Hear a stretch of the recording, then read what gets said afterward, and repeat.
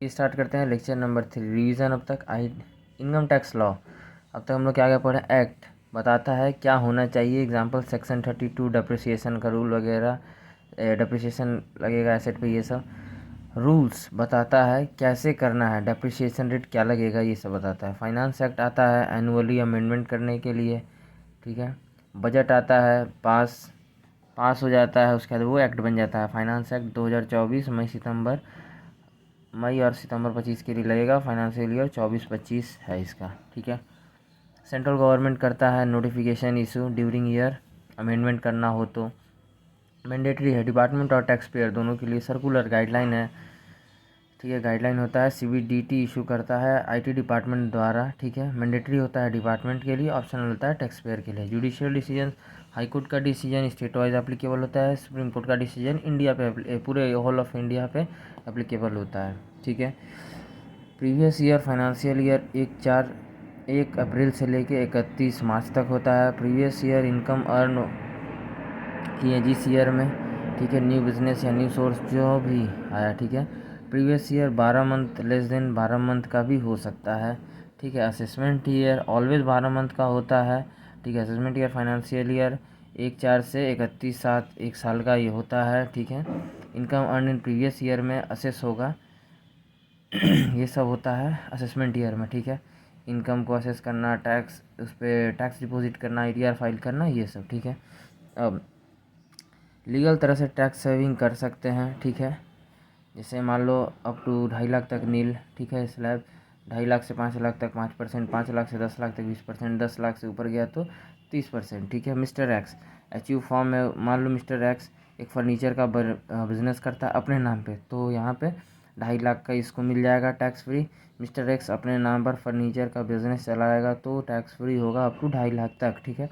फिर mister x एक H U F form करके पेंट का बिजनेस करे तो वहाँ उसको और 2.5 लाख का बेनिफिट मिल जाएगा tax free. Mister x if H बना के पेंट का बिजनेस चलाएगा तो एच के नाम पे तो टैक्स फ्री होगा अप टू 2.5 लाख तक। सिंस इनकम टैक्स डिपार्टमेंट अलग मानता है मिस्टर एक्स को एंड उसी का बनाया हुआ एच को ये टैक्स प्लानिंग है, ये टैक्स अल्टर है, ये इलीगल नहीं है, ठीक है, ठीक है। इससे कोई दिक्कत नहीं है। C example on next page. H form करने के लिए लगता है पैन एच का, ठीक है।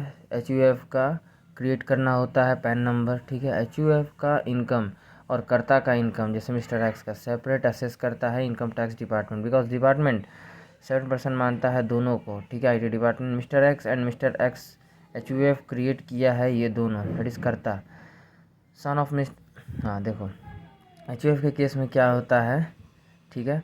सन होगा जो मिस्टर एक्स का, दैट इज़ मिस्टर वाई सन है एक्स का, तो ये एच का मेंबर ऑटोमेटिकली बन जाएगा, ठीक है। ग्रैंड सन मिस्टर जेन ये भी ऑटोमेटिकली बन जाएगा एच का मेंबर, ठीक है।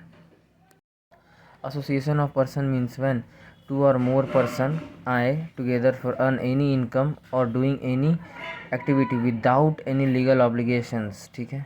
कोई लीगल ऑब्लिगेशन नहीं है तब एओपी कहलाएगा। एग्जांपल जॉइंट वेंचर में एक लिमिटेड पर्पस या टाइम पीरियड के लिए पार्टनरशिप होता है, ठीक है।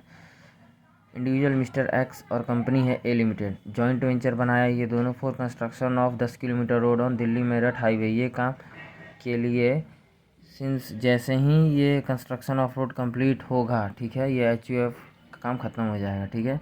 सिंस जॉइंट वेंचर डिज़ोल्व हो जाएगा कम्स टू एन एंड, जैसे ही ये काम ख़त्म होगा, ठीक है। रोड बना के जो इनकम अर्न हुआ है असेस होगा एज एओपी मानकर, बिकॉज ये इलीगल ऑब्लिगेशन, ये लीगल ऑब्लिगेशन के लिए जॉइंट वेंचर बनाया गया है, ठीक है। लीगल ऑब्लिगेशन के लिए नहीं बनाया गया है, ठीक है। Since joint venture is AOP है एंड एओपी यहाँ पर्सन है, ठीक है। तो ये जॉइंट वेंचर टेम्प्रोरी पर्पस के लिए बना है, देयरफॉर एओपी कहलाएगा ये joint venture. AOP in short 2 और मोर पर्सन साथ आए इनकम अर्न करने पर्पस से विदाउट एनी लीगल ऑब्लिगेशन और फॉर शॉर्ट टाइम पीरियड के लिए, ठीक है। दैट इज़ टेम्प्रेरी पर्पस के लिए 10 दिन 12 दिन 2 महीने etc, तो ये एओपी होता है। फॉर्म क्या है, टू और मोर पर्सन साथ है इनकम अर्न के लिए पर्पज से विथ लीगल ऑब्लिगेशन, ठीक है। एंड लॉन्ग टर्म के लिए दैट इज़ 1 साल 10 साल till they TTC that is a permanent purpose के लिए होता है, ये फॉर्म है। Also explain by table on next page, आपको वहाँ फाइनल मिल जाएगा, ठीक है।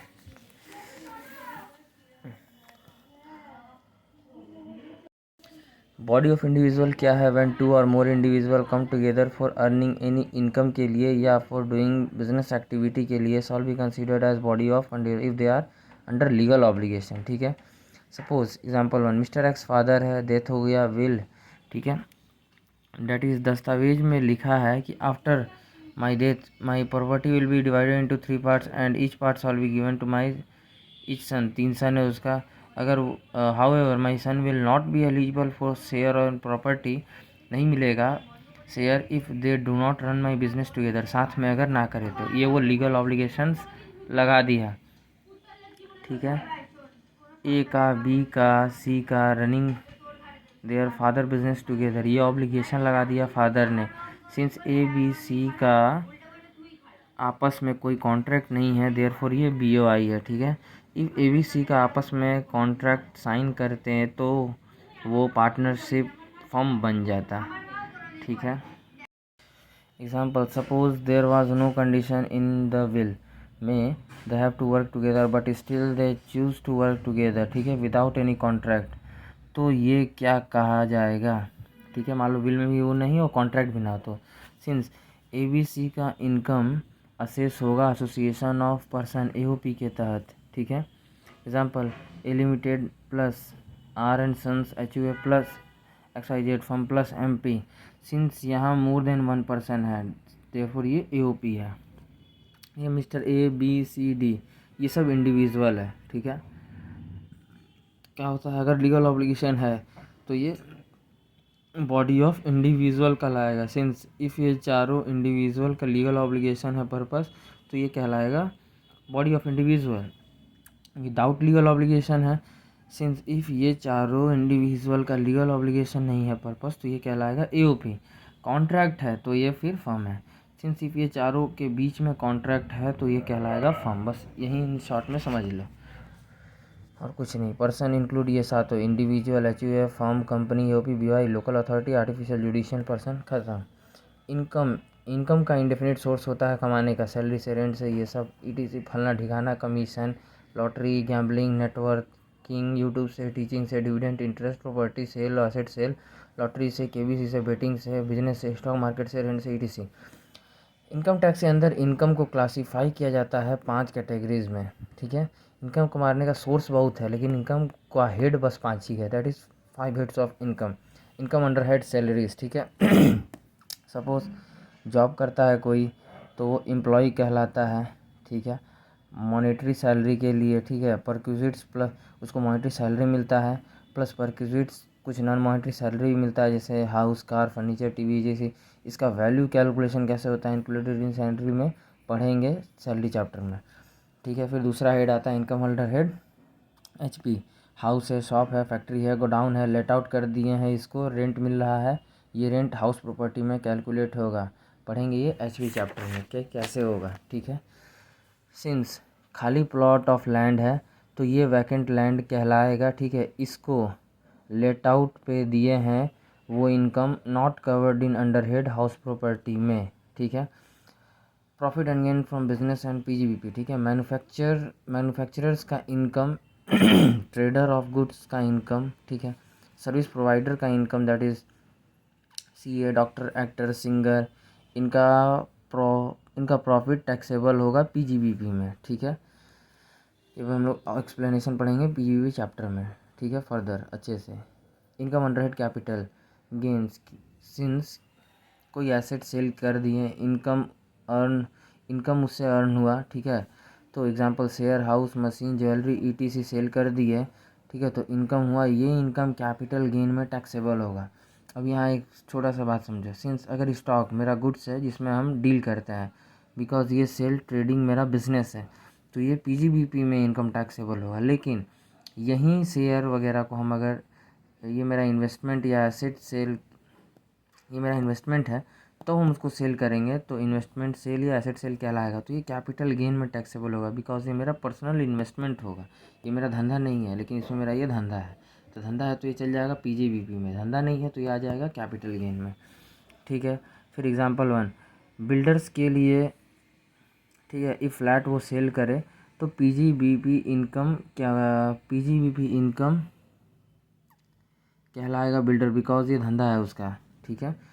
फ्लैट्स स्टॉक इन ट्रेड होता है जनरली, लेकिन बिल्डर्स के लिए वो पीजीबीपी कहलाएगा। मिस्टर जे टीचर अपना फ्लैट बेच दिया, एसेट और इन्वेस्टमेंट, ये मिस्टर जे का पर्सनल एसेट था, उसको ये सेल कर दिया तो कैपिटल गेन कहलाएगा ये मिस्टर जे के लिए। फ्लैट ही है, वो बेच रहा है तो पीजीबीपी में जा रहा है, ये बेच रहा है तो पर्सनल एसेट के तहत ये चल जा रहा है कैपिटल गेन में, यही चीज़ है। एग्जाम्पल 2, इफ़ शेयर का ट्रेडर है तो पीजीबीपी इनकम होगा उससे। और इफ़ शेयर का इन्वेस्टमेंट किए हैं, ठीक है, तो कैपिटल गेन है ये वाला इनकम, ठीक है। अगर शेयर मेरा इन्वेस्टमेंट है जैसे पर्सनल एसेट है तो सेल करेंगे तो कैपिटल गेन में आएगा। लेकिन अगर शेयर मेरा ट्रेडिंग है, शेयर का ट्रेडिंग करते हैं तो वो मेरा पीजीबीपी इनकम हो, क्योंकि मेरा धंधा है। Income from other sources residual head है ये। If income not fall under कोई भी चारों हेड में तो कवर्ड होगा अंडर हेड अदर सोर्सेज में। एग्जाम्पल और नेक्स्ट पेज।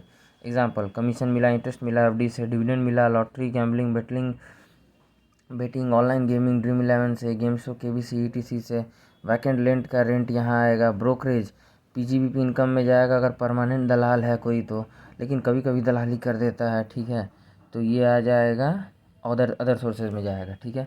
फिर अब हम लोग देखते हैं computation of total income. Step ये फॉलो करना है ओल्ड रिजीम के अंदर। सबसे पहले स्टेप 1 डिटरमाइन कर लो रेसिडुअल स्टेटस क्या है पर्सन का, रेसिडेंशियल स्टेटस, ठीक है। इनकम टैक्स पर्पज़ के लिए रेसिडेंट होगा वो या नॉन रेसिडेंट होगा वो, तो अलग अलग एग्जेम्पशन और डिडक्शन मिलता है दोनों को, ये हम लोग पढ़ेंगे रेसिडेंट चैप्टर में। रेसिडेंशियल स्टेटस चैप्टर में आइडेंटिफाई करना पड़ता है एवरी ईयर, ठीक है, रेसिडेंशियल स्टेटस पर्पज़ का, क्योंकि ये हर ईयर अलग अलग होता है सेम ही पर्सन का, ठीक है। सिटीजनशिप और रेसिडेंशियल स्टेटस दोनों अलग अलग मतलब होता है, ठीक है।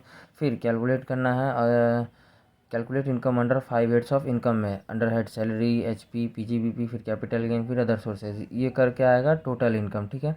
फिर अप्लाई करो क्लबिंग ऑफ इनकम प्रोविज़न, ठीक है। Income of other person is included in total income of SSC. Example, उसका कोई माइनर बच्चा है एसएससी का, ठीक है, तो ईटीसी और भी ऐसा बहुत सारा पढ़ेंगे, उसका इनकम क्लब हो जाता है पेरेंट्स में, ठीक है।